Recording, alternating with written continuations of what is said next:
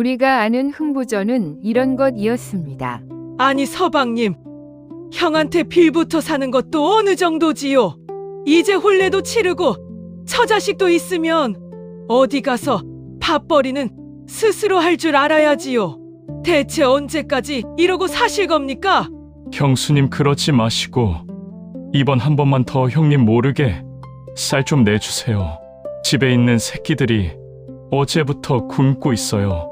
난 더 이상 모르겠으니 정 그렇게 새끼들이 굶고 있으면 어디 가서 동냥질이라도 하시던가요. 형님 알면 또 경을 칠 테니 빨리 이 집에서 나가세요. 흥부는 형수님에게 사정을 하던 중 형수가 나가라고 소리치며 흔들었던 오른손에 들린 밥주걱에 그만 뺨을 맞고 말았습니다. 여러분, 흥부전 아시죠? 착한 동생 흥부와 나쁜 형 놀부가 등장하는 고전 이야기 말입니다. 흥부는 제비에 다친 다리를 고쳐주었고 박을 따니까 온갖 금은보화가 쏟아져 나왔죠.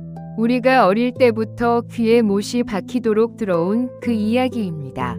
권선징악, 착하게 살면 복을 받고 나쁘게 살면 벌을 받는다.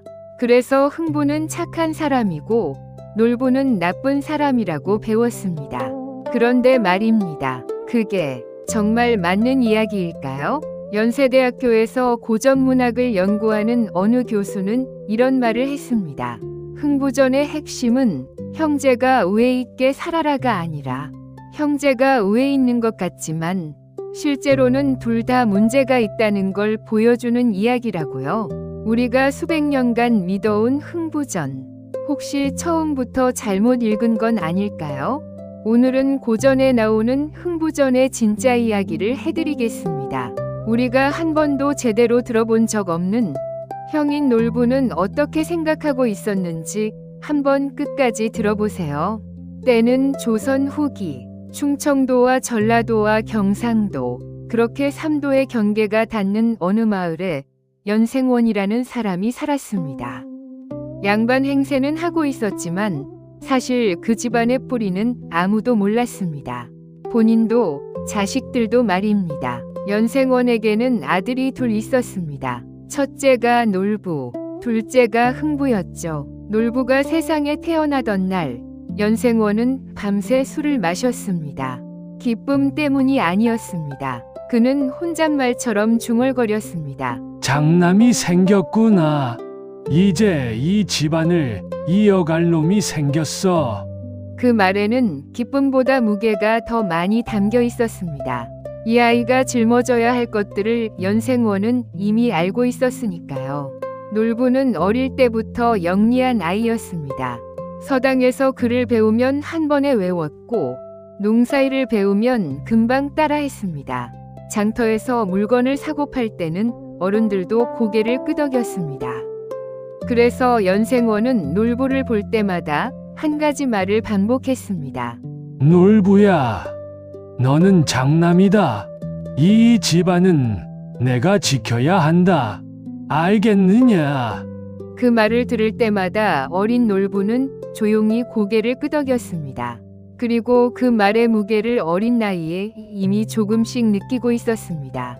동생 흥부가 태어났을 때 놀부는 10살이었습니다. 어머니 품에 안겨 울어대는 갓난아이를 보면서 놀부는 묘한 감정을 느꼈습니다. 저 아이는 내가 지켜줘야 하는구나. 그때는 그랬습니다. 진심으로 그랬습니다. 놀부가 15살 되던 해 가을, 연생원이 갑자기 쓰러졌습니다. 사흘을 앓다가 연생원은 놀부를 불렀습니다. 방문을 닫고 아무도 없는 자리에서 연생원은 천장을 바라보며 천천히 입을 열었습니다. 목소리가 낮고 떨렸습니다. 놀부야, 사실은 우리 집안은 말이다 양반이 아니다. 내 할아버지의 할아버지 때 얘기다. 그 어른이 양반댁 노비였는데 도망을 쳤어. 먼 곳으로 이사하고 족보를 사고 이름을 바꿨지. 그게 우리 집안의 시작이다. 방 안에 침묵이 내려앉았습니다. 놀부는 아무 말도 하지 못했습니다. 연생원은 마지막 힘을 짜내듯 말을 이었습니다. 누가 알면 안 된다. 절대로 족보를 지키고 체면을 지키고 아무도 의심 못하게 살아야 한다. 그게 내 짐이다. 놀부야. 연생원은 그 달을 넘기지 못하고 세상을 떠났습니다. 15살 놀부는 그렇게 장남이 되었습니다. 비밀을 품은 채로 그날 밤 놀부는 한잠도 자지 못했습니다. 우리가 사실은 도망 노비의 후손이라고? 그럼 지금껏 내가 지키려 했던 이 집안은 대체 무엇인가? 그 생각이 밤새 머릿속을 떠나지 않았습니다. 아버지가 돌아가신 뒤 놀부의 어깨에 모든 것이 얹혔습니다. 땅 관리부터 소작인 단속뿐만이 아니라 세금 납부에 제사 준비까지 어머니와 동생 흥부를 돌보는 것은 말할 것도 없고요. 그리고 5살 동생 흥부, 놀부는 공부를 그만뒀습니다. 과거 시험은 꿈도 꾸지 못했습니다. 그럴 시간이 없었습니다. 조선시대 양반이 할 수 있는 유일한 출세의 길이 과거 시험인데 놀부에게 그 길은 처음부터 막혀 있었습니다. 낮에는 소작인들 사이를 돌아다니고 밤에는 장부를 정리하고 새벽에는 제사를 준비했습니다. 어머니 앞에서는 괜찮다고 웃었지만 혼자 있을 때면 두려움이 밀려왔습니다. 우리 집안 비밀이 들키면 어떡하지? 소작인 중에 혹시 아는 사람이 있는 건 아닐까? 족보가 가짜라는 걸 누가 눈치채는 건 아닐까? 놀부는 매일 밤 그 두려움을 안고 잠들었습니다. 그리고 그 두려움이 놀부를 점점 더 단단하게 만들었습니다. 단단한 것인지 딱딱한 것인지 그때는 몰랐지만요. 놀부는 열심히 일했습니다. 소작인들 관리를 철저히 하고 농사지은 물건도 적당한 시기에 장터에 내다 팔아 돈을 만들었고 흉년이 오면 곡식을 미리 사두었다가 값이 오를 때 팔기도 해서 많은 이윤을 남기기도 했습니다. 재산이 조금씩 더 불어났습니다. 농과 밭을 더 샀고 창고를 늘렸고 집을 고쳤습니다. 마을 사람들은 놀부를 두고 수군거렸습니다. 장사를 어찌 그리 잘하는지 모르겠다고, 재산이 느는 게 눈에 보인다고. 그러나 덧붙이기도 했습니다. 부지런하긴 한데 좀 모질지 않냐고. 놀부는 그 말을 들었습니다. 모질다는 말. 그러나 놀부에게 그것은 욕이 아니었습니다. 그는 속으로 이렇게 생각했습니다. 모질다고? 나는 그냥 살아남으려는 거다. 우리 집안 비밀이 들키기 전에 이 집안을 완전히 단단하게 만들어야 해. 돈이 많으면 누가 감히 우리 족보를 의심하겠어. 그것이 놀부의 논리였습니다. 두려움이 욕심의 탈을 쓰기 시작한 것도 바로 그 무렵이었습니다. 흥부가 15살이 됐습니다. 흥부는 형 놀부와는 달랐습니다. 공부는 싫어했고 농사일은 더 싫어했습니다. 뭔가를 꾸준히 해본 적이 거의 없었습니다. 그런 흥부에게도 한 가지는 특별한 재주가 있었습니다. 사람을 좋아하는 것, 누구와도 금방 친해지고 웃음을 잃지 않는 것, 어려운 사람을 보면 그냥 지나치지 못하는 것. 어느 날 흥부가 장터에서 거지에게 점심을 나눠줬다가 놀부에게 혼이 난 적이 있었습니다. 놀부는 그게 어디 돈이라고 함부로 나눠주냐며 목소리를 높였고 흥부는 그 아저씨가 며칠째 굶었다는데 어쩌겠냐고 대꾸했습니다. 흥부의 마음은 따뜻했습니다. 그러나 정작 자기 밥벌이에 대해서는 진지하게 생각해 본 적이 없었습니다. 형이 있었으니까요. 형이 다 해결해 줄 거니까요. 그게 흥부의 세계였습니다. 흥부는 20살이 됐을 때 비로소 혼례를 올렸습니다. 놀부가 다 알아서 해줬습니다. 신부도 골라줬고 예물도 마련해줬고 심지어는 따로 살 집도 마련해 주었습니다. 놀부의 아내, 놀부댁은 이때부터 심기가 불편했습니다. 이번 혼례에 들어간 돈이 얼마인지 아냐며 따졌고 놀부는 그래도 동생 혼례인데 어쩌겠냐고 했습니다. 놀부댁은 속으로 생각했습니다. 우리는 제대로 된 혼례도 못 올렸는데 동생 혼례에 이렇게 쓰다니.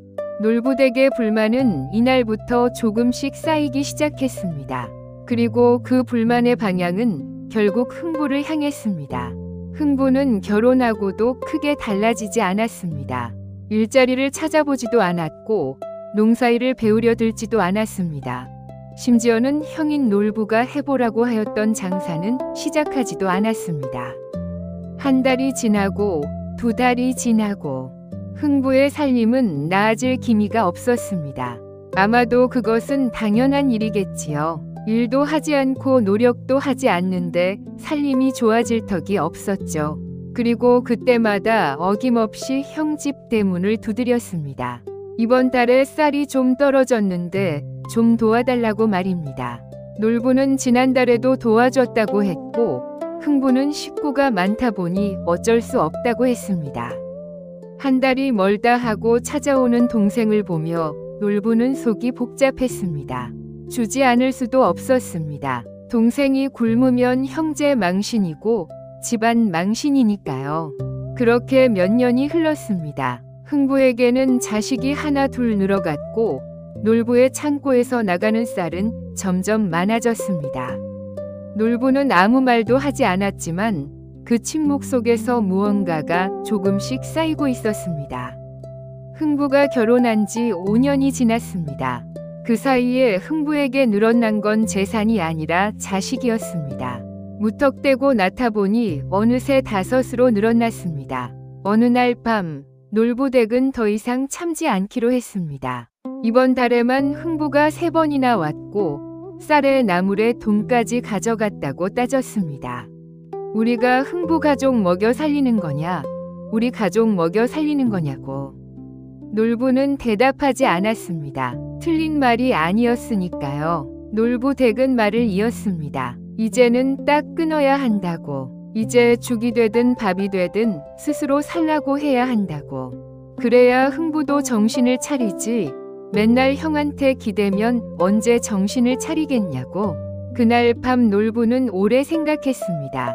동생에게 매몰차게 하는 것, 그것이 냉정한 것인지 아니면 오히려 동생을 위한 것인지 쉽게 답이 나오지 않았습니다. 다음 날 흥부가 또 왔습니다. 이번에는 아이가 아파서 약값이 필요하다고 했습니다. 놀부는 동생을 물끄러미 바라봤습니다. 그리고 천천히 입을 열었습니다. 야, 이 자식아. 너가 지금 몇 살이냐? 자그만치 25살이잖아. 결혼하고 애도 무려 5이다. 근데 넌 지금 어떻게 하고 사냐? 뭐라도 해서 식구들 먹여 살려야 할 것 아니냐? 도와달라고? 내가 언제까지 도와줘야 하냐? 형이 니네 집까지 먹여 살리는 게 당연한 거냐? 너도 이제 한 집안의 가장이잖아. 가장이면 가장답게 책임지고 살아야지. 흥부는 그래도 형한테 미천이 있어야 뭔가를 할 수 있다고 했고 놀부는 더 크게 소리쳤습니다. 그 미천이 어디서 그냥 나오냐? 내가 이 미천 어떻게 만든 줄 아냐고. 아버지 돌아가시고 나서 내가 어떻게 살았는지 너는 보지 않았느냐? 내 나이 15살에 가장이 되어 공부도 포기하고 친구도 포기하고 어머니와 너 돌보면서 죽어라 일만 하며 살아왔다.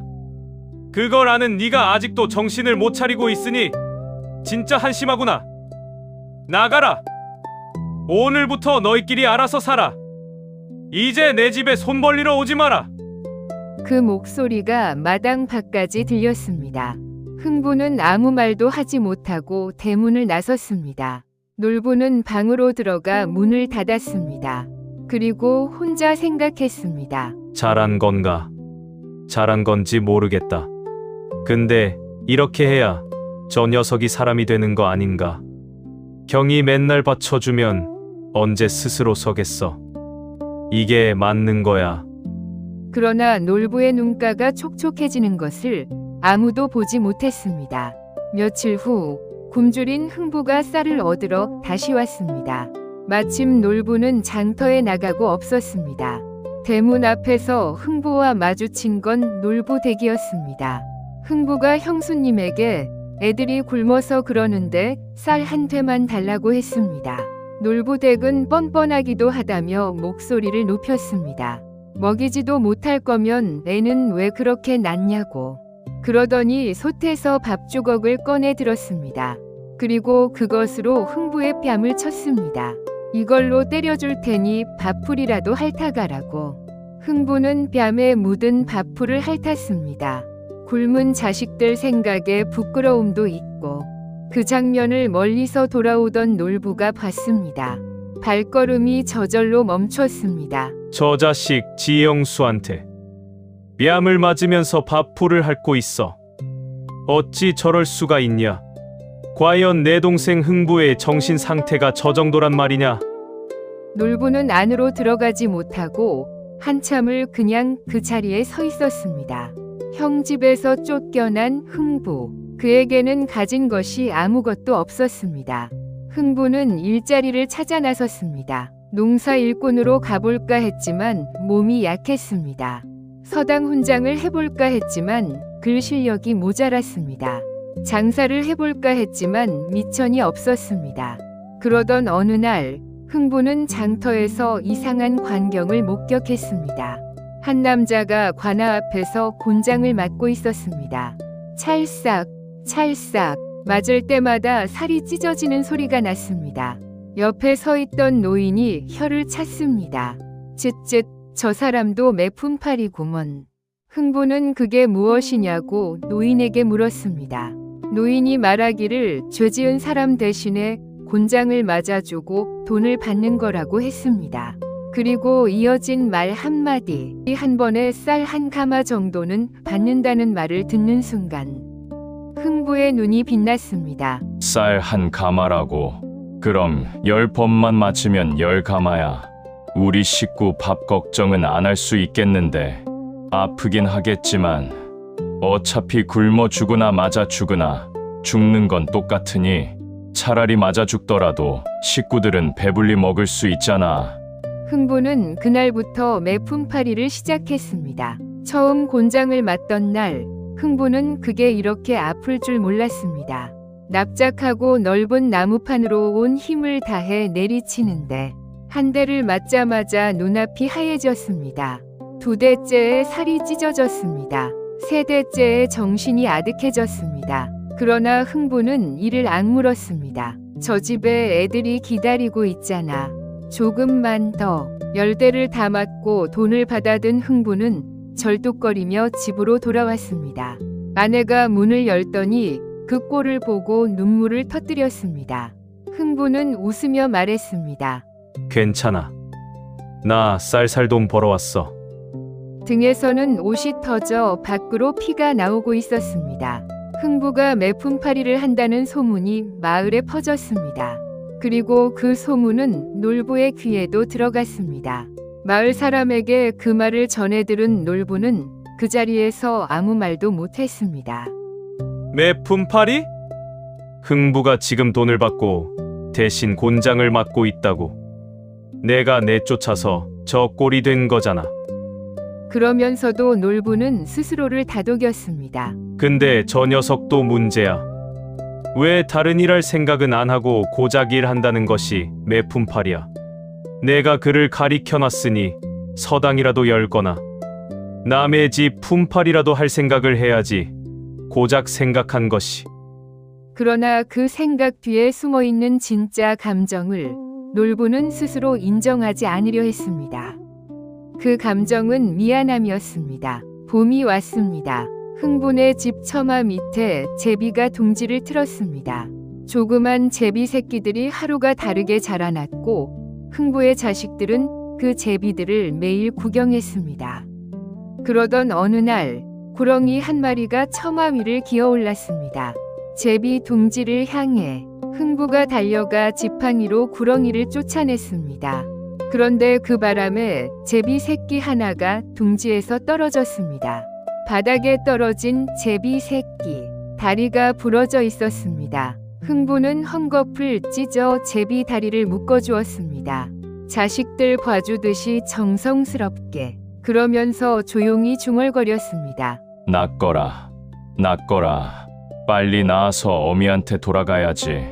가을이 됐습니다. 엄마 제비는 새끼들을 데리고 강남으로 떠났습니다. 강남, 제비들이 겨울을 나는 곳, 양쯔강 남쪽, 중국의 따뜻한 땅입니다. 그 무렵 조선은 중국과의 무역이 활발했습니다. 비단, 약재, 도자기, 금은. 강남에서 오는 물건들은 조선에서 높은 값에 팔렸습니다. 제비가 날아가는 그 길은 새로운 시대의 부가 오가는 길이기도 했습니다. 이듬해 봄, 제비는 돌아왔습니다. 부리에 무언가를 물고서 왔는데 그것은 박씨였습니다. 흥부는 그 박씨를 담벼락 한켠에 심었습니다. 여름이 지나고 가을이 왔습니다. 박이 탐스럽게 열렸습니다. 어른 키만 한 박이 덩굴에 주렁주렁 매달렸습니다. 흥부 가족이 다 모여 박을 탔습니다. 슬근슬근 스르렁. 첫 번째 박이 열렸습니다. 쌀이 쏟아졌습니다. 흥부 가족이 얼어붙었습니다. 그러다가 환성을 터뜨렸습니다. 흥부와 흥부댁은 너무 기뻐서 눈물을 흘렸습니다. 흥부는 두 번째 박도 힘차게 톱질을 하였습니다. 두 번째 박에서는 비단이 나왔습니다. 세 번째 박에서는 금은보화가 나왔습니다. 네 번째 박에서는 약재가 나왔습니다.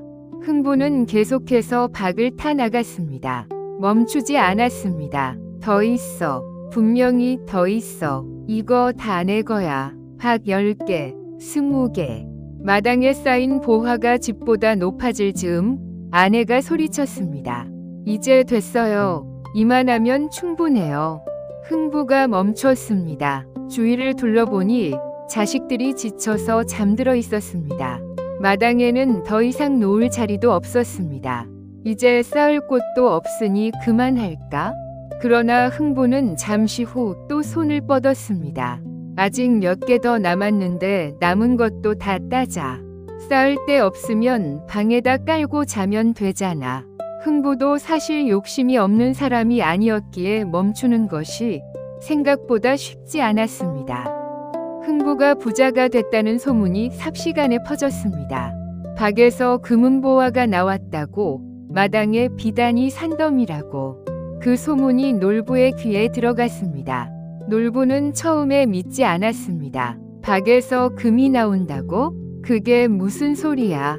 그러나 소문은 계속됐습니다. 흥부가 새 집을 지었다. 자식들을 입히고 먹이고도 남았다. 마을 사람들한테 쌀도 나눠줬다. 결국 놀부는 직접 찾아갔습니다. 놀부가 흥부네 집 앞에 섰습니다. 새로 지은 기와집, 넓은 마당과 가득 찬 창고, 아이들 웃음소리가 안에서 들려왔습니다. 흥부가 나왔습니다. 형제는 한동안 말없이 서로를 바라봤습니다. 어색한 침묵 끝에 놀부가 먼저 입을 열었습니다. 잘 됐다 하더구나. 흥부는 짧게 대답했습니다. 응, 운이 좋았어. 놀부는 집안을 둘러봤습니다. 쌓인 곡식들, 반짝이는 비단, 웃으며 뛰어노는 조카들. 그 광경을 보며 놀부의 마음속에 무언가가 자라기 시작했습니다. 저 녀석이 이 많은 재물을 아무런 노력도 없이 다 갖다니. 고작 제비다리 하나 고쳐준 것뿐인데 나는 평생 남한테 욕먹으면서 죽어라 이랬어도 고작 이만큼 뿐인데 어떻게 세상이 이토록 불공평하단 말이냐. 그 생각이 놀부의 가슴 속에서 빠르게 자랐습니다. 처음에는 작은 씨앗이었지만 그러나 그 작은 씨앗은 금방 뿌리를 내렸습니다. 집으로 돌아온 놀부는 밤새 생각했습니다. 제비 다리를 고쳐주면 박씨를 가져온다. 그러면 박에서 보화가 나온다 이거지. 흥부가 그렇게 됐잖아. 나도 하면 되는 거 아닌가. 다음 날부터 놀부는 처마 밑에서 제비를 기다렸습니다. 다음 날도 그 다음 날도. 그러다 마침내 제비 한 마리가 날아왔습니다. 놀부는 순식간에 손을 뻗어 제비를 잡았습니다. 그리고 제비 다리를 부러뜨렸습니다. 제비가 짧고 날카롭게 울었습니다. 놀부는 속으로 중얼거렸습니다. 미안하다. 근데 어쩔 수 없어. 이게 우리 집안을 지키기 위한 거야. 놀부는 그 제비 다리를 헝겊으로 묶어줬습니다.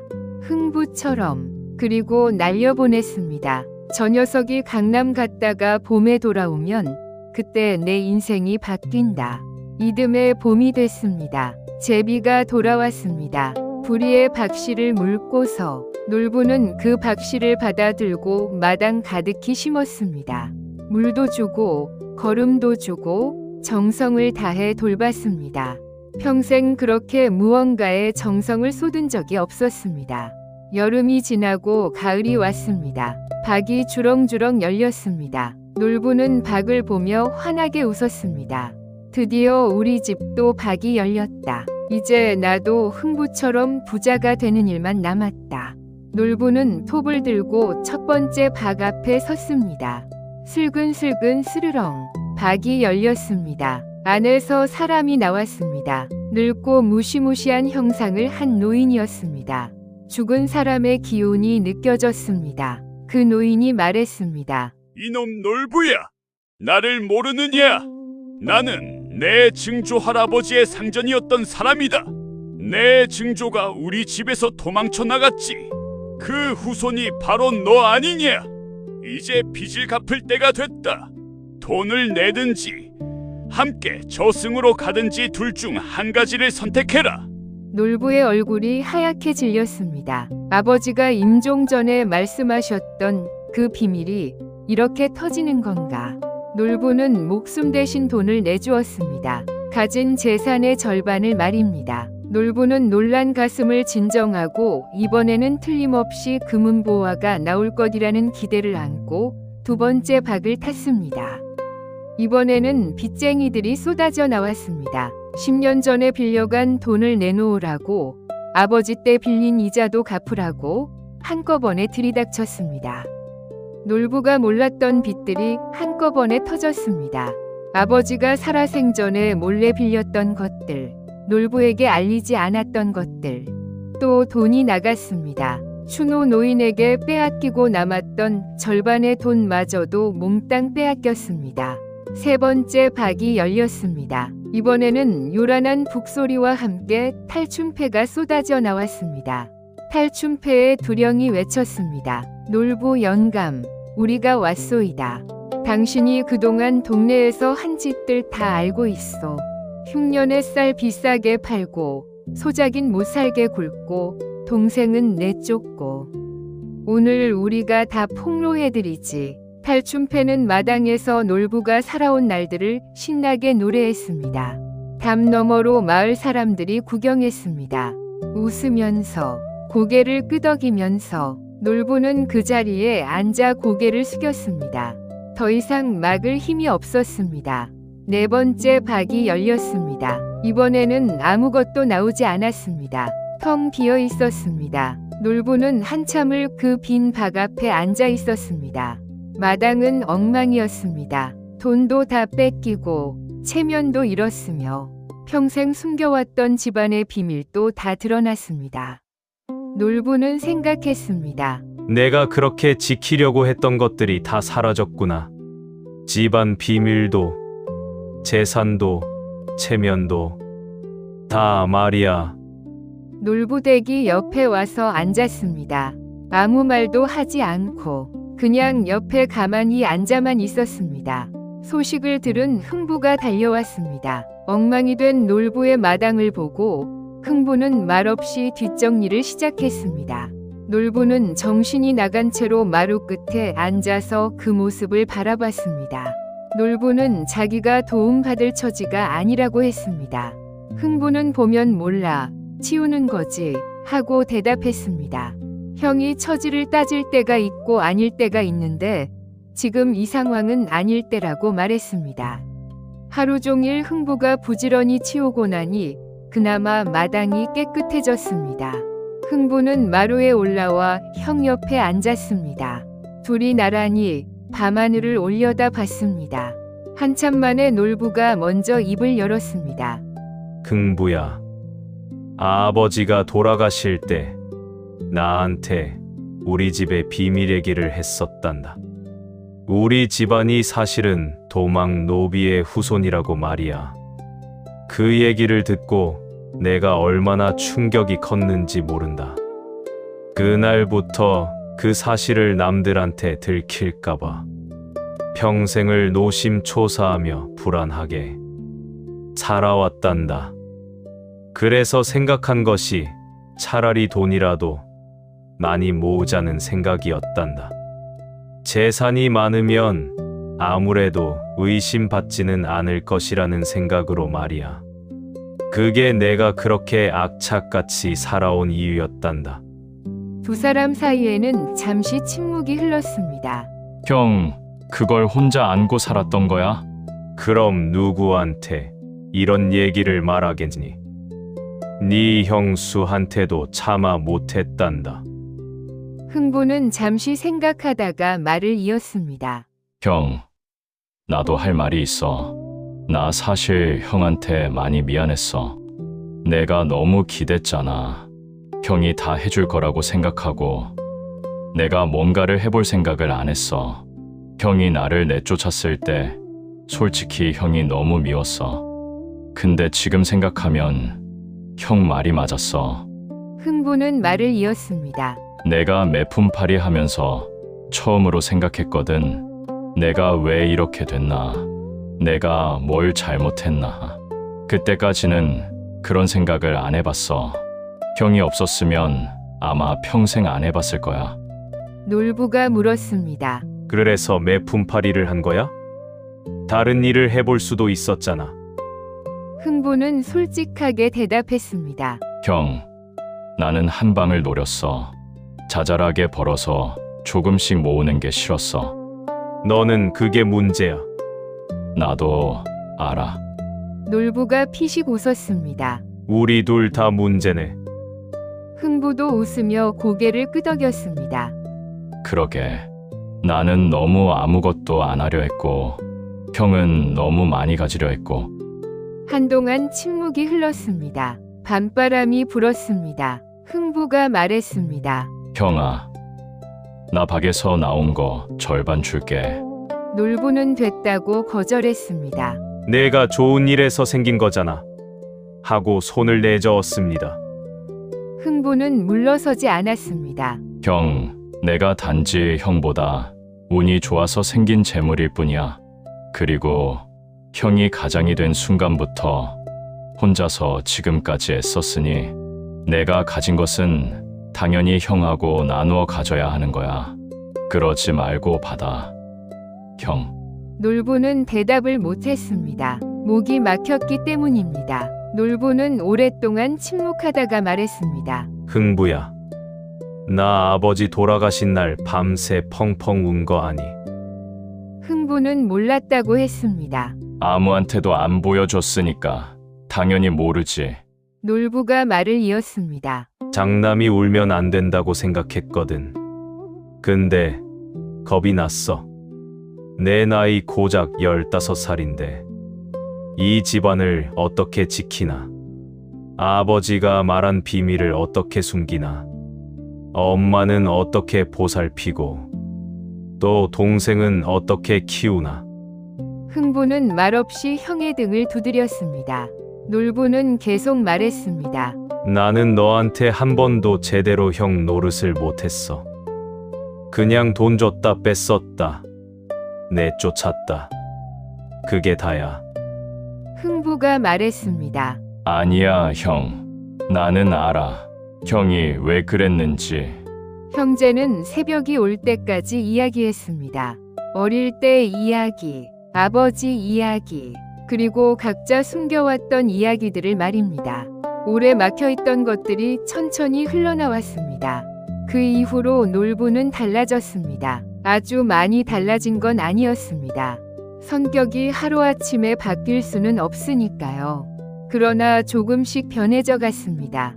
소작인들에게 조금 더 여유를 줬습니다. 흉년이 왔을 때 쌀값을 올리지 않았습니다.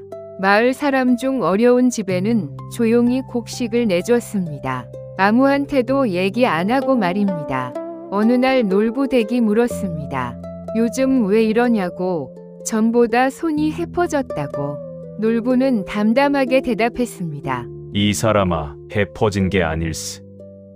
그냥 쓸 만큼 쓰고 사는 거야. 예전에는 너무 안 쓰려고만 했어. 그게 문제였어. 놀부댁은 한참 남편을 바라봤습니다. 그리고 속으로 생각했습니다. 이 사람이 드디어 사람 됐나. 흥부도 달라졌습니다. 박에서 나온 재산으로 흥부는 장사를 시작했습니다. 강남에서 오는 비단과 약재를 사다가 파는 일이었습니다. 처음엔 서툴렀습니다. 속기도 하고 손해도 봤습니다. 그러나 흥부는 포기하지 않았습니다. 아내가 또 손해봤냐고 물어보면 흥부는 말합니다. 알아. 근데 한 번 더 해봐야지. 내가 뭘 잘못했는지 알았거든. 하고 대답했습니다. 아내가 말했습니다. 당신 예전이랑 달라졌어요. 흥부가 고개를 끄덕였습니다. 예전엔 한 방만 바라고 살았잖아. 근데 그게 아닌 것 같아. 조금씩 쌓아가는 게 맞는 것 같아. 시간이 지나면서 마을 사람들이 수군거렸습니다. 놀부가 요즘 좀 달라진 것 같지 않냐고. 예전엔 그렇게 모질더니 요즘은 어려운 집에 쌀도 주고 흥부도 열심히 살더라고. 요즘 장사도 제법이래. 마을 어르신 하나가 말했습니다. 저 형제 얘기가 다 구리 얘기야. 너무 가지려 해도 안 되고 아무것도 안 하려 해도 안 되는 거지. 그 사이 틈 어딘가에서 사는 게 바로 사람 사는 거야. 훗날 이 이야기는 이렇게 전해졌다고 합니다. 놀부는 악인이 아니었습니다. 15살부터 집안의 비밀을 혼자 안고 두려움 속에서 살아온 사람이었습니다.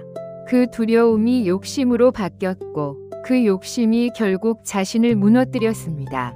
흥부는 착한 사람이 아니었습니다. 유행을 바라며 한방을 꿈꾸며 살아온 사람이었습니다. 그 유행이 한 번은 통했지만 그것이 답이 아니라는 걸 알게 됐습니다. 그리고 그 두 사람은 모두 우리 자신의 이야기였습니다. 우리 안에는 놀부가 있습니다. 더 많이 가지려 하고 남보다 앞서려 하고 내 것을 잃을까봐 두려워하는 마음.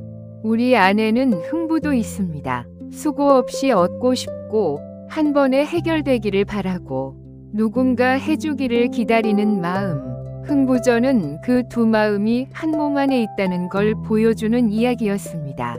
형제는 친형제였지만 사실은 한 사람의 두 얼굴이기도 했습니다. 놀부와 흥부, 끝없이 가지려는 나, 그냥 운에 맡기려는 나, 그 사이 어딘가에서 오늘도 우리는 살아가고 있습니다. 다음 편 조선야담도 기대해 주십시오. 구독과 좋아요 잊지 말아주세요. 감사합니다.